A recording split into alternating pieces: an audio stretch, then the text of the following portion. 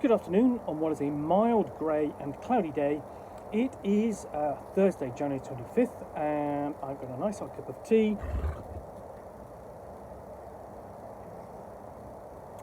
and a parcel which arrived today.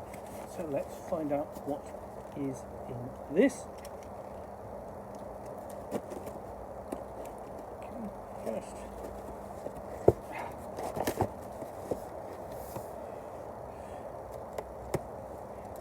Okay. Well, I can actually just slip this out the end because I have to say, the packaging in this is not very good. So I will be looking for books. See any dings on the corners. I don't think there are. But what I've got in here is this and this and this. But where I'm going to start is this. This is War Stories, a World War II RPG. It uses the Year Zero engine, which you will know from classic role-playing games such as Tales from the Loop, Vaesen, and Alien, the role-playing game, all published by Free League Publishing. This is from Firelock Games. Now, I have actually looked at the quick start for this, and I quite enjoyed it. I liked it, but I wanted to know more. I wanted to see what the publisher could do with a World War II role-playing game, and this really has had limited release here in the UK, so I was glad to finally track down a copy. So let's find out, open up and give it a proper unboxing. So, let's have a look. War Stories is a role-playing game set during the violence and drama of World War II. In it, your characters will wage war of the greatest generation, experience desperate missions and harrowing exploits across the war-torn lands of Europe and beyond. The stories you can create can vary from a one-shot scenario detailing the actions of a brief engagement to a lengthy campaign that stretches from Normandy to the Rhine and into the heart of Germany. With War Stories, you and your fellow players can do all of this and more. The streamlined Year Zero engine is the basis of the War Stories rule set, which fades into the background to allow players to focus on the non-stop action. The rules in this core book contain everything you need to run an exciting World War II game. Rules for realistic firefights in fast, exciting engagement, depicting the deadly nature of war. Fatigue and stress rules fully characterise the physical and emotional hardships of war. Platoon-level background character rules provide a pool of replacement characters, while simultaneously surrounding the core characters with a plethora of personalities, bring to life the world surrounding them. So, background information equips players with all the historical details necessary. Concise vehicle rules to fight tank battles and conduct anti-tank missions. A comprehensive arsenal of weapons and gear, accurately represented for the Year Zero engine rules. Archetype and life path creation methods allow characters a quick, streamlined system, as well as a more in-depth method for creating characters of all kinds of nationalities. Intense mass combat rules implement the Year Zero dice mechanic in an inventive yet intuitive way to recreate large-scale battles with hundreds or even thousands of combatants to a side. An assortment of optional rules to customise your preferred level of realism. An introductory scenario to introduce players to the game. So smear on your war paint, haul your gear as you join the ranks of the Allied forces and leap into the world of War Stories. So quite a lengthy, quite a blurb, and quite small text as well. Okay, so open up, and one of the things I did like about the quick start in particular was the artwork. That's really very good.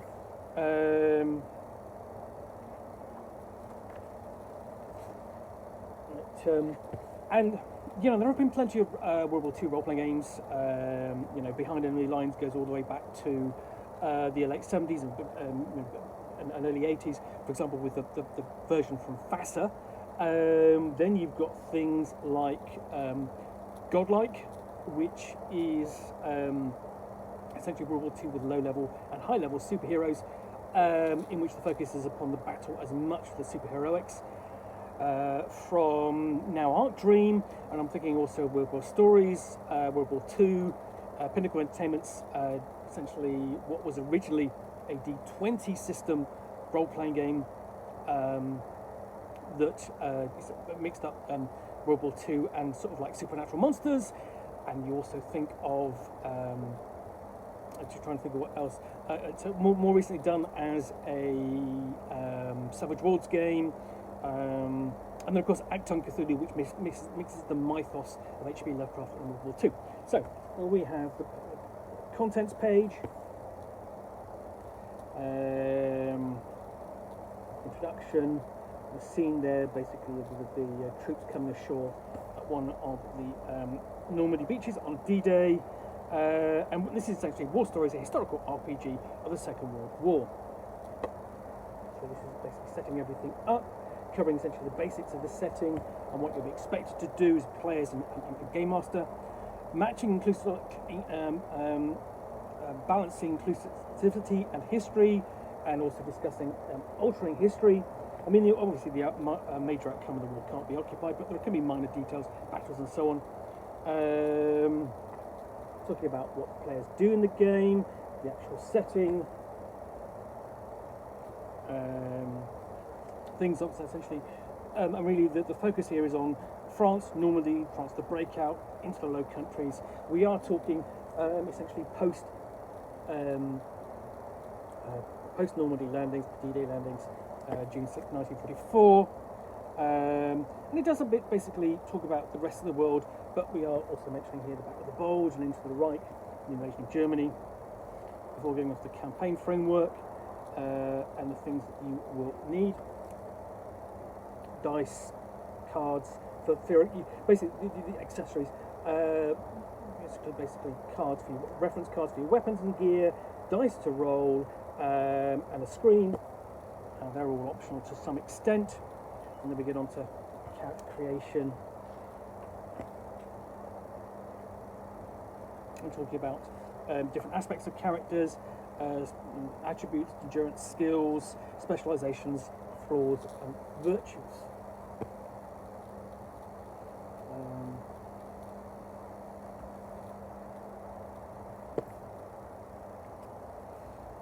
Talking about things like archetype versus life paths. So essentially, archetypes you can essentially pull off the shelf, pull off the page, and play. Life path, you create a character and just play. You create a character from start to finish and bring him to the battlefield ready to play. And here we have essentially archetypes. So you've got the rifleman, the scout, the medic, the weapon specialist, leader, engineer, and this is all. I mean, what you're getting here is a very kind of Band of Brothers sort of feel. And then, then we have the partisan and the correspondent, and those are the archetypes before we get on to the life path creation method. And it's not dissimilar to that seen in the version of Twilight 2000 published by Free League, which uses it's kind of different version of the Year Zero. It's not Year Zero, but it's not dissimilar. So we start off with things like here's the step-by-step process. Talking about group dynamic, group creation, what sort of group you want to play. Then we get into the character's nationality, upbringing, origins, street kid, rural, small town, working class, military. The different steps of your character. Character type, basically. And then we move on to languages, pre-war experience, so that might be in the military.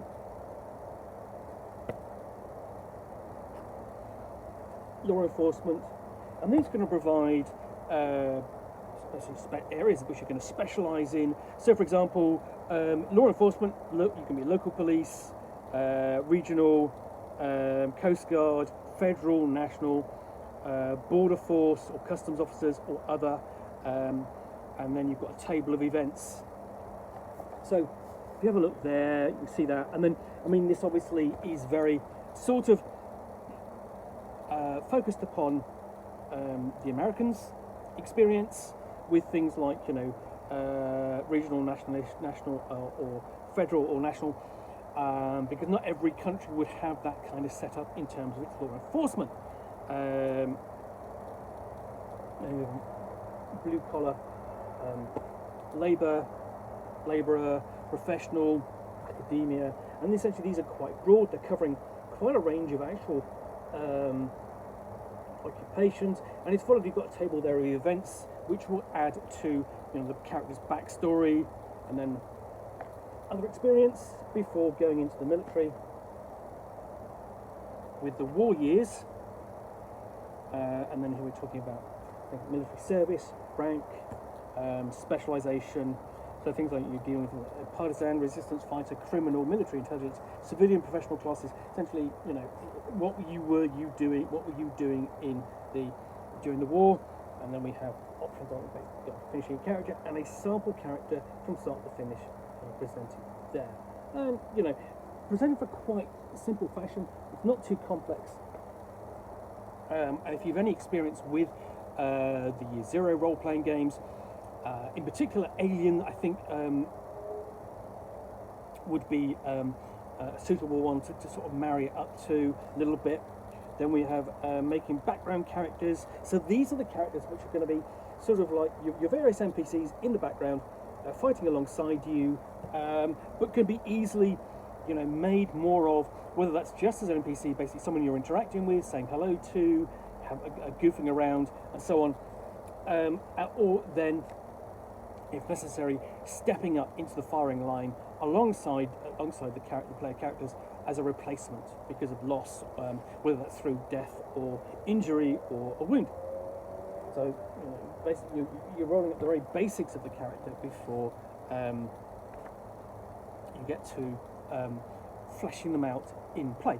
And there's the background character sheet. You can see that's quite small in comparison. I'll show you that, and just flip back a page or two. So there you have, that's the character sheet for your primary character. So in some ways, it's almost like having an ongoing character file. Now the character file is the idea in Dungeon Crawl Classics, where you take a bunch of zero-level characters, typically for playthrough an adventure which would be challenging for even first-level characters. So you've got 6 players with between them 24 characters, and which ones survive, they go on to first level. It's a little bit like that. And when a character dies, one of these, you might be swapping characters around to make sure everyone's still playing. It's a little bit like that.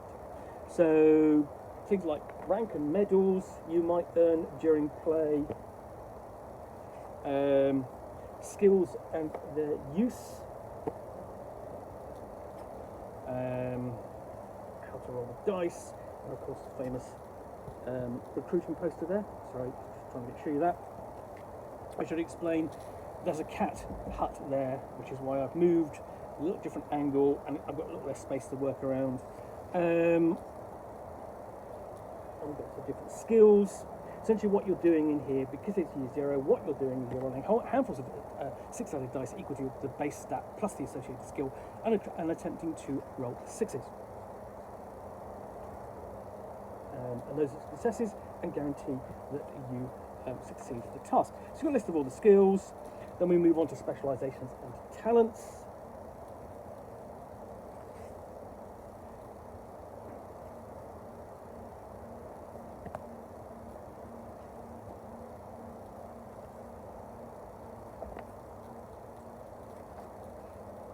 Then we've got a list of talents. So we've got things like biker, charismatic, dogged, eagle eye, scavenger, second wind, light sleeper, total recall, so on. And then on to combat.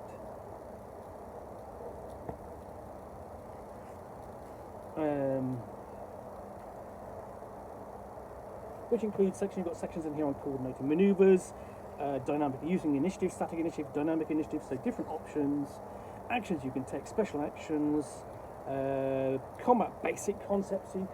I mean, all of this has to be clearly explained because this is a military role-playing game. It's a role-playing game set during the war. You need rules for combat which are clear and easy to use.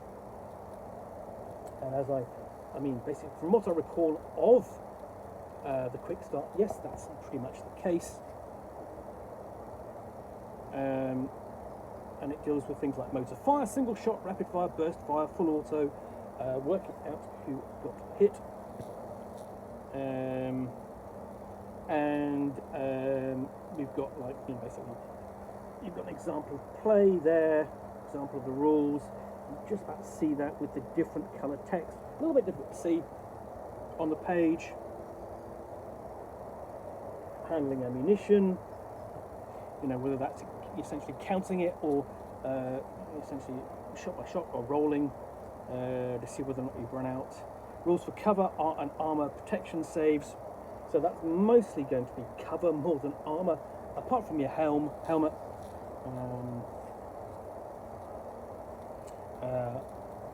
Vehicles and protection. Then we move on to social conflict before we get into damage and healing. How to take damage and how to basically handle it when you do. You've got character critical hits chart there, because hey, including all the way with basic it's and that's by location. So you've head, torso, leg and arm. You've got a table also of rules, optional rules for permanent injuries and infections, and then other types of damage and various effects.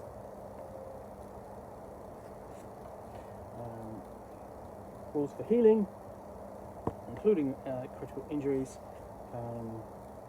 and then suffering fatigue and stress, both serious effects during the war and during play, of course, with rules for incapacitation from stress, and then chances from combat fatigue.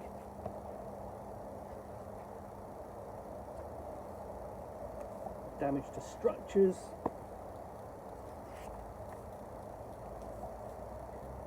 Vehicles. What's the rules for vehicles and what vehicle descriptions?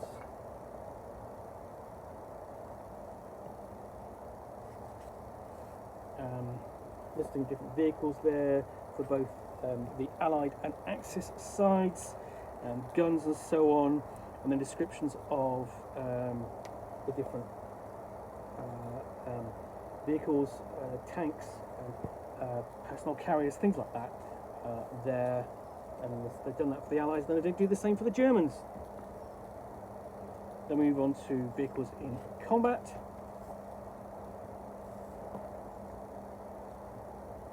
Things handling things such as main gun rate of fire, ramming vehicles, damage to vehicles, going hull down, choice of ammunition, table there of vehicle damage.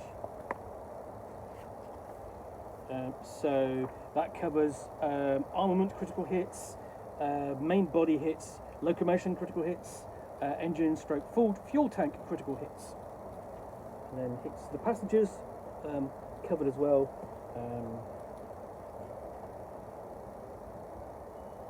And then advanced vehicle combat rules, these are all optional, including basically the roles of the commander, the driver, assistant driver, stroke machine gunner, ammo loader. So essentially you can just actually play in a campaign. So for example, it's not just infantry, you can play a vehicle based campaign where you are the crew of a tank. Then we've got a section of the weapons and gear.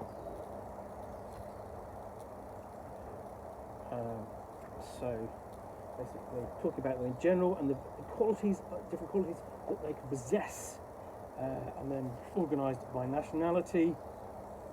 So there are the qualities before we get on to the different weapons. So here you've got a section of all the pistols used by both the Axis and Allied side. Essentially you've got a well rod silenced pistol there for if you are doing campaigns or scenarios based around the special operations executive SOE and perhaps the French resistance, the Maquis. And that's the same thing for rifles and submachines and assault rifles. Because remember, essentially the first assault rifles came in towards the end of the war. heavy weapons, machine guns, mortars, and grenades. So all sort of like the basically personal weapons, rocket launchers,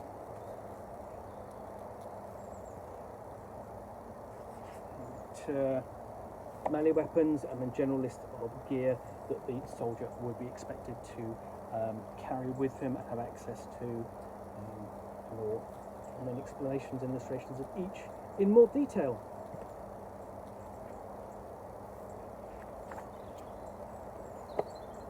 Before we move on to the next section, which is dedicated to the campaign and handling campaign battles, battles essentially that will be going on around the player characters. So guide to, army dice handling, army dice pools, simulating the battle, outcomes, casualties, involvement of background characters, the characters that you create alongside your player characters, and how they might be affected, and you've got like a detailed example down the side there. Again, a little bit difficult to tell the difference there because it's really just sort of like a slightly different text. Encounters and travel during the campaign, and then creating your own areas of operation, so essentially setting up a region where you can basically set up a conflict, objectives, that sort of thing for your player characters, your soldiery to achieve. So there we go for the Game Master, creating your own areas of operation, including random features, terrain, random encounters, a scavenged find table, quite lengthy, and then telling the war story, your job as the Game Master. So general advice, running the story,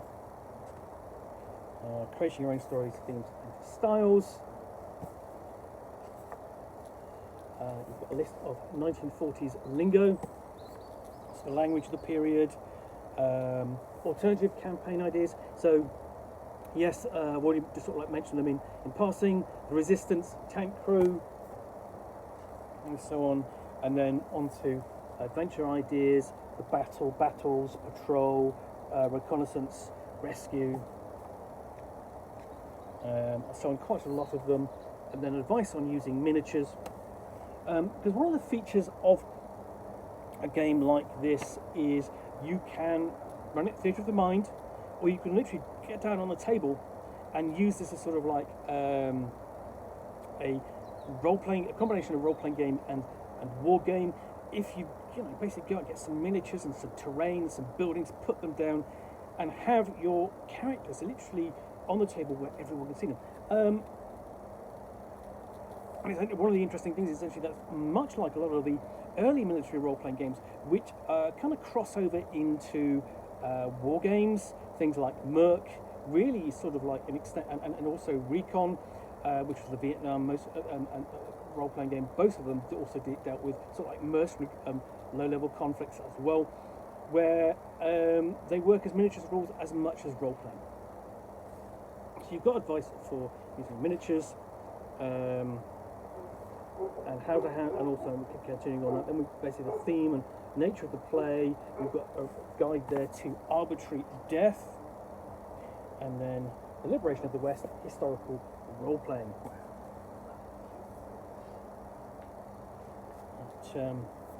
Timeline of World War II in European theatre, history of the Allied struggle in Europe, using historic locations,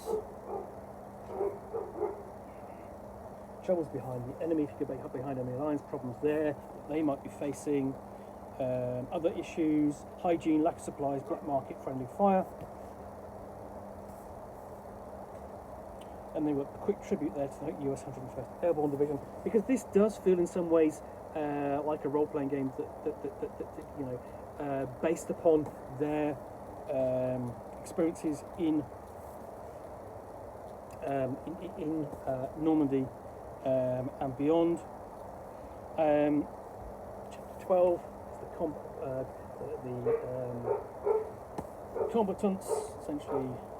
So looking at the particular different sides of the forces involved. So we've got the Allies and their military structure.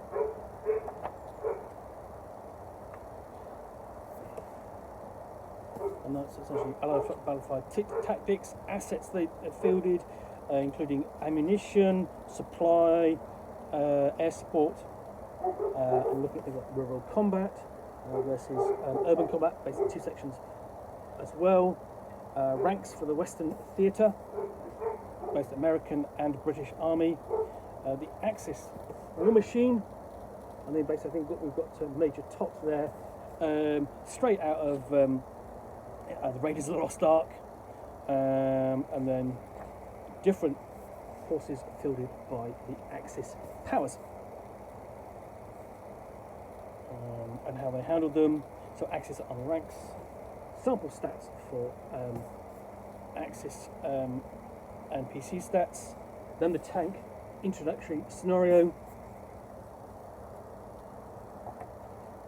So we've got a scenario to play at the end of the book.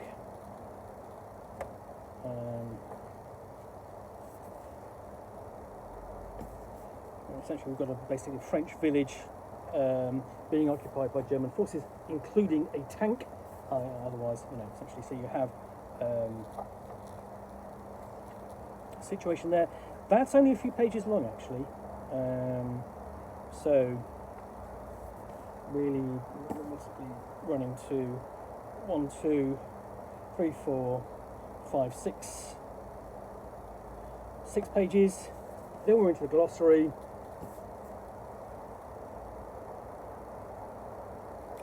That was the first appendix. Second appendix, historical reference and inspiration. Third appendix, tables and charts and lists. So all of the tables presented earlier in the book placed easily for the Game Master's ready reference.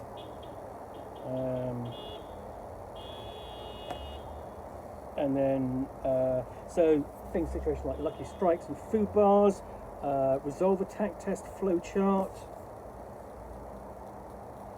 and we've got some sample NPCs. That's actually sample NPC or player character name. That's for Teddy Roosevelt, son of president at the time. Some notable persons involved in the conflict, and these are all ready to play. Mixture of NPCs and sample player characters. And then we have an epilogue, an index,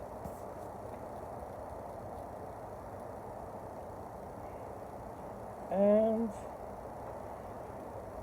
basically advert for more at the back of the book.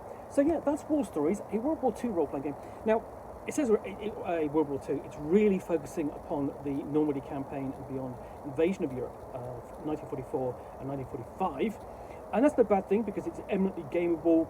And like much of the period, there is an awful lot of